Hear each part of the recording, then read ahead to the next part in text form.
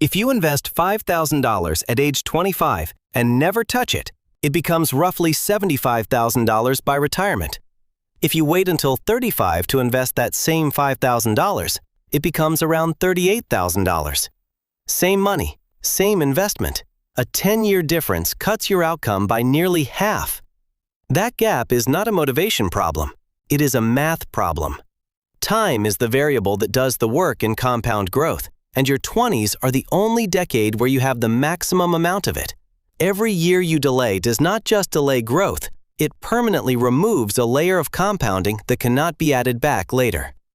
In this video, we're going to look at exactly how that math works, why your 20s are structurally different from every decade that follows, and which specific decisions during this window actually determine the outcome, because there are fewer of them than most people expect. Most people understand compounding in the abstract. What they miss is how extreme it becomes over long timelines. At a 7% average annual return, roughly what a broad U.S. stock market index fund has returned historically after inflation, money doubles approximately every 10 years. That means $10,000 invested at 25 becomes $20,000 by 35, $40,000 by 45, $80,000 by 55, and $160,000 by 65. Each doubling cycle builds on every previous one. The growth is not linear, it accelerates. The jump from $80,000 to $160,000 happens in the same 10 years as the jump from $10,000 to $20,000, but it produces $80,000 in new growth instead of $10,000. The later doublings are worth vastly more in real dollars. This is why starting in your 20s matters so much. If you start at 25, your money goes through 4 full doubling cycles before retirement. If you start at 35, it goes through 3. You do not just lose one cycle, you lose the largest one, because the final doubling is always the biggest. A person who invests $200 a month from age 25 to 65 at 7% ends up with roughly $525,000. A person who starts at 35 and invests the same $200 a month ends up with around $243,000.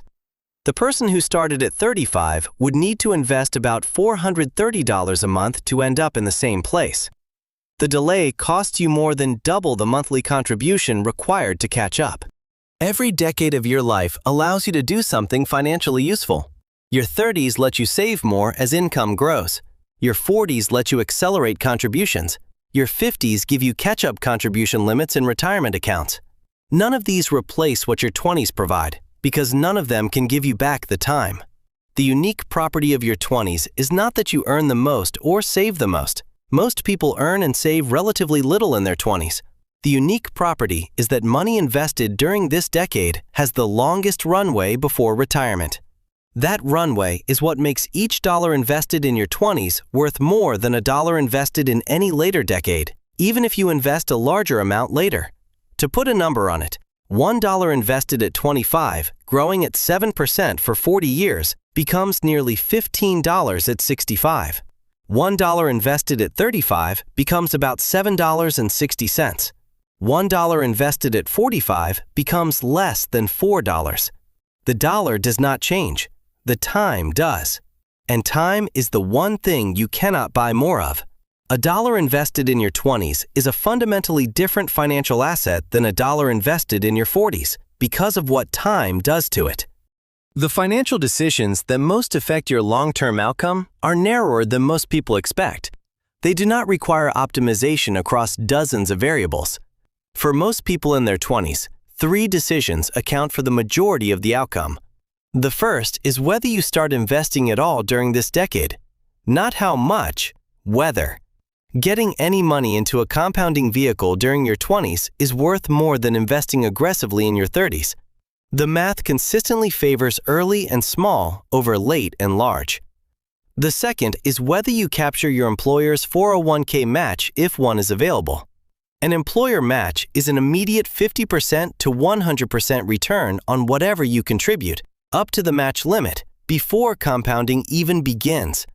Passing on a match to keep cash in a savings account earning 4% to 5% is giving up a guaranteed return that no other financial product offers. The third is the savings rate you establish as a habit.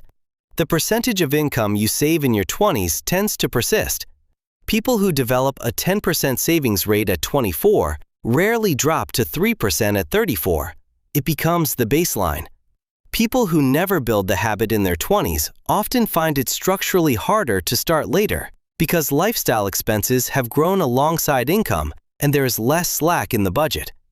Everything else, which specific index funds, whether to use a Roth IRA versus a traditional IRA, whether to invest in real estate, matters, but it matters less than these three decisions. Getting the fundamentals right in your 20s outweighs getting the advanced decisions right in your 30s. People delay investing in their 20s for real reasons. Student loans, low starting salaries, high rent in expensive cities, no employer-sponsored retirement plan. These are legitimate constraints. The problem is that the delay is often treated as temporary, something to address once finances feel more stable, without accounting for what the delay concretely costs. A 25-year-old who delays starting retirement contributions by 5 years, starting at 30 instead, and invests $300 a month at 7% until 65, ends up with approximately $539,000. The same person who started at 25 with the same $300 a month ends up with approximately $785,000. The 5-year delay costs about $246,000 in final portfolio value, despite the person starting at 30 making 35 more years of contributions. 5 years of missing investments produced a $246,000 gap that 35 more years of contributions could not fully close. You cannot make up for missing your 20s by investing harder in your 30s. You can get close, but it requires significantly higher contributions to do it, because you are asking money to do in 30 years what it would have done in 40. The compounding engine requires time to run, and the earlier you start it, the more cycles it completes. Your 20s are structurally different from every decade that follows because of how time interacts with compound growth.